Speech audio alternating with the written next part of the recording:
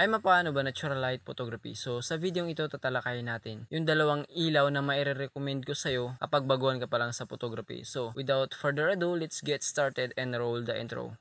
Joke lang, wala pala ako intro. So kapag baguhan ka pa lang sa channel ko, wag mong kakalimutan i-click yung subscribe. Pakipindot na rin yung notification bell para updated ka sa mga video na aking i-uploads in future. So pasuporta naman, kahit isang pindot lang. Thank you. So ayan, wag natin patatagalin pa. Yes, dalawa po. Diba? Sabi ko dalawa. So ito. Dalawang uri ng ilaw na ginagamit ko. So, parehas lang naman silang flash or speed light. So, pero magkaiba po to sila. So, ayan. Uunahin na natin tong isa. Ito ay same brand. Godox TT520 Mark II itong isa. So, ito po ay TTL. So, ibig sabihin ng TTL, through the lens. So, ito ay walang high speed sync. Kung ano yung pinaka-max na shutter speed dyan sa camera nyo, lahat po yan meron. Okay? So, sa camera ko ay 250 yung shutter speed na pinaka-mataas na pag ginamitan mo ng TTL na flash. So, kapag lumampas na po dun, halimbawa nag 300 ka na shutter speed, puputulin niya na po yung liwanag. Ito po ay nabili namin ng 1.8. May kasama na po siyang remote. Yes po, may remote na po siya. Kahit hindi nakapatong dun sa camera nyo, magagamit nyo siya. And also, this is a universal speed light. Nilagay ko po yung link ng product na to pag gusto nyo bilhin sa description po. And next one, Godox TT600. Yes, this is a manual operated po to siya. At ito yung kagandahan dito, may high speed sync. Doon na tayo sa pinagkaiba. Ang high speed sync po ay kahit lumampas kayo doon sa maximum shutter speed ng camera nyo ay hindi mapuputol yung liwanag. Ibig sabihin magagamit nyo pa rin po ang flash na to. Halimbawa, nagsashot ka ng daylight or maaraw ka.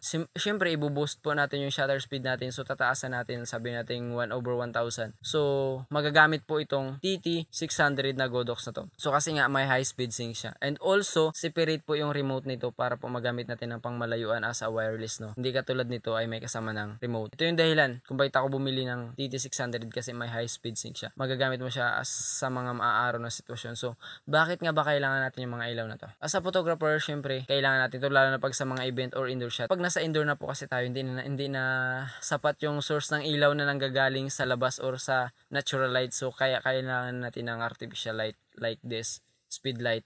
So, ayan. Malaking tulong po to.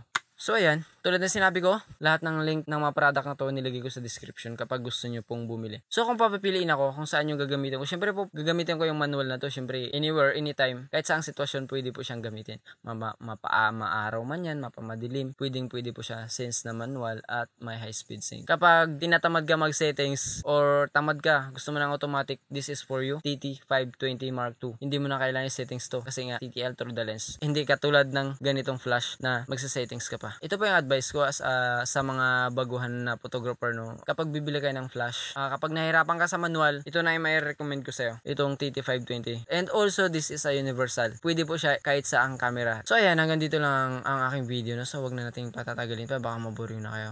Kapag meron kang komento or kapag meron kang karagdagan, paki-comment lang para lahat naman tayo may natutunan. So once again, I'm Kuya Moy. I'm signing off. Oh shit. Black out. Yes. So, ayan. Blackout, 'di ba? Kape ko yung paliko. Nagba-vlog ako yung blackout.